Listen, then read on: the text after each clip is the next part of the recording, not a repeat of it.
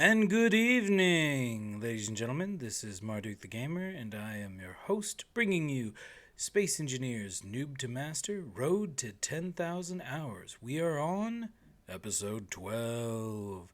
And yes, this is a late publishing today. Some stuff happened, and okay, yeah. Simple story is that I overslept by about an hour and a half, and so everything got pushed behind. And then there was somebody doing sounds like there's an apartment doing repair construction upstairs. So I decided to wait like an hour until they were done with the loudest project. And then, yeah, that's how we got to here. So I'm recording basically at 11. This video is not going to be ready by noon. All right. So here we are. This is actually me right after publishing, I believe, episode 10, because right after as I was publishing episode 10, I realized that my solar panels were completely borked and that they would not actually fold flat. What happens when you use an old man's elbow? Yeah, it doesn't bend flat. It only goes about 90 degrees. So I'm going to go ahead and add on some more of the hinges so I can actually have them fold flat. See, because now I'll get, because I was thinking, I have 180 degrees, right? When I first designed this. 180 degrees, it should be able to go flat. But it's only 90 degrees in a direction. So, and now that I have two of them and they both go 90 degrees forward, now I can have something that actually lays flat. And at this point, I'm trying to decide, okay, do I want to actually do this block to hinge, or do I want to have a block in between? And I realized pretty quickly, yes, I want to have a block in between. I debate about, okay, maybe I should have it not be a square block, something a little bit better looking. And then I go, nah, that's not going to work either. It's just going to be a block. It's going to be a little bit je ne sais quoi square. It's gonna be square. And such is life. C'est la vie. All right. And then I go ahead and set my limits, because I don't want this thing, I want this thing to open out like a book. I don't want it to open out and break the spine by the solar panels going all the way behind. So I go ahead and set those limits. And then I go ahead and, this is a testing phase. Once I finish my tests, I go ahead and do a redesign, which I'll show you in the next clip, where it's going to be the actual final design of what these hinges look like, or what how the solar array opens up, and it's going to be pretty nifty.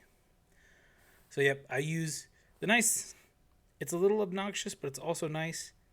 I can't build that solar panel on that corner block, but I can attach it. So it does actually have, connection from that one corner, but I had to build out and then bring it back down. And look, it folds. Now, it's not 100% flush. I think there's a little bit of interference from these square blocks. And then I decide, you know what? I don't want them rubbing up against each other in transit. So I go ahead and give myself a little extra breathing room on there. I set it to like 89 degrees instead of a full 90 degrees. That way they're not resting on top of each other. And my initial design for sort of locking these things into place, because as the refinery travels, it's going to be bouncing up and down and everything. And I want these solar panels to be static so that they don't interact with other things and summon Clang, and then Clang punishes me for trying to have a passive energy system. So yeah, that's my initial idea. And then wham! Here's how it looks at the end. I've got the hinges in the middle. I've got them locking in on that first magnetic plate. And I cleaned up those extra hydrogen engines. So now we basically have the functional Mark I refinery. There's one problem. I don't like how far back the solar array actually is. And so I noticed while moving that it didn't actually lock in both of the solar panels. I noticed there was some jiggling. So I go ahead and break it down so I can change that design. I also, this clip in particular, was meant to have OBS voice recording, and for some reason, I went into OBS, all my settings had changed, they were no longer working, and I fixed them mostly, and then tried to use them, and it recorded about 5 seconds of voice, and then nothing else. So that also added in today's delays, and hence why I am voicing over and speaking very rapidly, because trying to get all this done and get this going so we can have a successful week of 5 episodes. All right. So I put 2 of those magnetic plates. I raised it up a block and clunk clunk. I go up there. They're both green. That means I got my solar panels attached. We should be static. I'm ready to do the next part. I bring the solar array down and looks can be deceiving. It is actually about an inch or 2 in front of the hydrogen tank. So thankfully I don't clip into that and explode anything. But I really don't like where the solar array sits on the design. So I'm like, okay, how am I going to fix this? I figure out I'm going to need pistons. And I'm thinking, all right, I'll use some small pistons. I'll connect it into the ground, put a battery on it, lift the whole assembly and push it forward and it'll be fine. And then I go, those small pistons, they're just not going to be strong enough. That's just not going to work. So I come up with a new plan. First things first, I upgrade the charging station. There's something about the stackable wind turbines, the MA stackable wind turbines. They don't seem to have an internal capacitor, because when I had no battery connected to the charging station, it wasn't delivering consistent power. So I had to go ahead and put a battery in there, and that will actually keep the station charged and charging. And so if there's any periods of low wind, I should be able to keep everything running. See, now I've got steady power, the lights aren't blinking, and I don't know why. I don't know why the stackable turbines are like that. It's just how they are. I'm 100% sure, going from memory, that a normal wind turbine, will keep a consistent charge. And so you can just have 12 of them on your base without a battery and it'll power stuff. You don't actually need the capacitor. But I don't know. And I'm also considering how am I going to get all this hydrogen out of there and into the refinery. I technically don't need to, but later I might want to. I'm also looking at the volume sizes. I'm pretty sure that small hydrogen, large block small hydrogen fuel tank actually has about twice the volume of my small block large hydrogen tank. So if I put that 30% of that tank into my small block large tank, I should have 60%. But that's kind of my ADD or whatever sort of brain running around going oh, hey, yeah, I could do this, I could do this, I could do that. Let's try to relax and get to what's going to be a little bit testy. Now, this is the first time I'm actually driving this thing, trying to navigate. I've set it up like I did for the Thunder. The back wheels they don't steer. All they do is provide thrust, and then the forward tires have a little bit of thrust, and then they steer. But I feel like I set them up at maximum steering angle, and that was way too much. So I'm going to bring it down to 12 degrees. That way I get a much wider turn, but I'm hoping that'll prevent me from flipping this thing by taking, because if you have like a really tall car, I have I think it's considered like a hybrid SUV thing. If I take that and I take a turn really, really tight, really, really fast, though, you can feel the whole thing wobbling. So when I'm designing this, I'm like, okay, I want it wide, I don't want it too tall, and I don't want those really tight turns. But now, I'm going to need to do this piston action to lift up the solar array and move it around. And I'm thinking, am I going to need the array to have power? I shouldn't, because I'm just going to detach it from the rotor and then attach it back to the rotor. And since the rotor does the action, I shouldn't need any power on the array. And if I put the magnetic plate on the charging station, when I lift, I'll use the power from that station. So everything should be powered, everything should be able to connect, and it should all be a really smooth process once I actually connect things. Now, I don't know if you can tell already, but the angle is not quite right. My piston is actually a little bit taller than my vehicle. So where this magnetic plate is gonna actually connect was a little bit scary. Okay, I go ahead and just get the regular large magnetic plate. I don't go for the gear. I gotta say, I really like the magnetic plates. I used to have to do all this stuff with the landing gears, and it made everything kind of big and unwieldy. But now that I just have this small sort of plane to do it on, everything feels a lot better. Ooh. My head is just like, oh, I should probably do some like deep ore mines again. Now I could make it so much better now that I don't have to use landing gears. But that might be a very later thing. I might do, at some point might do like a new save and then try some deep ore type stuff. But here we go. We connected, no clang. Everything's okay. All right, let's detach. Okay, again. No clang.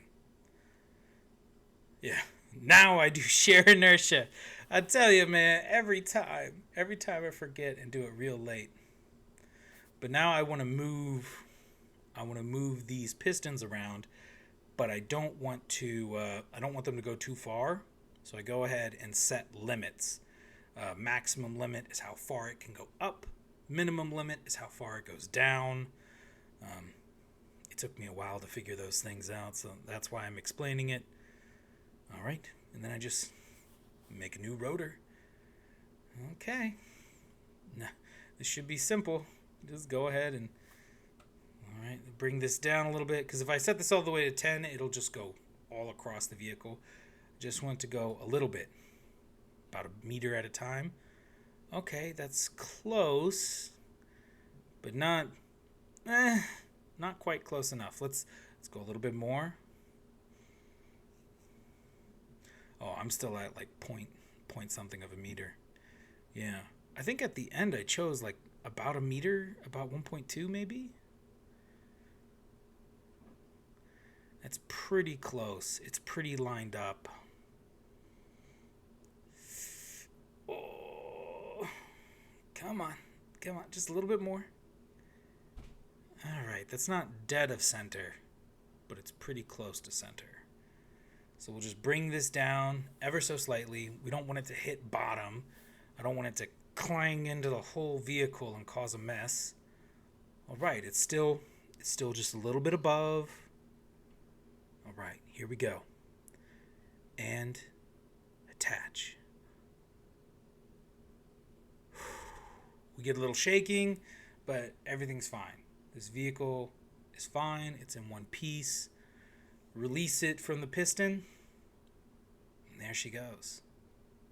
Is ready, baby. Is ready.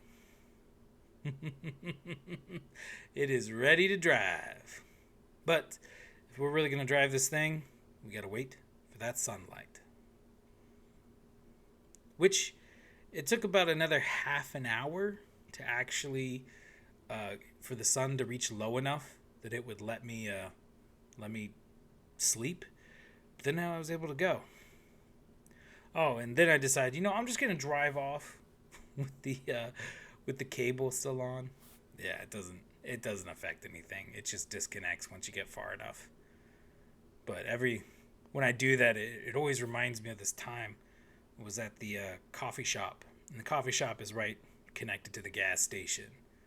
And so one time I'm looking out there, and I see this little old lady. She's still got the gas line plugged into her car, and she just gets into the driver's seat, turns the car on, and my eyes just start to widen in horror as I realize what's about to happen. And she just drives off, wham, and just pulls the whole assembly out. And I'm like, oh my God. And she just drives off with it. She doesn't stop. She doesn't notice. She just drives off with it. It was crazy. I actually swore in the coffee shop, and there was like a priest or pastor, I think, there, and so he gives me a look. I'm just like, dude, we almost died, but at least I thought we were about to die. And it turns out that it's just a nothing. Like, the staff from the gas station come out, they look at it and go, "Oh yeah, cool, whatever, bro."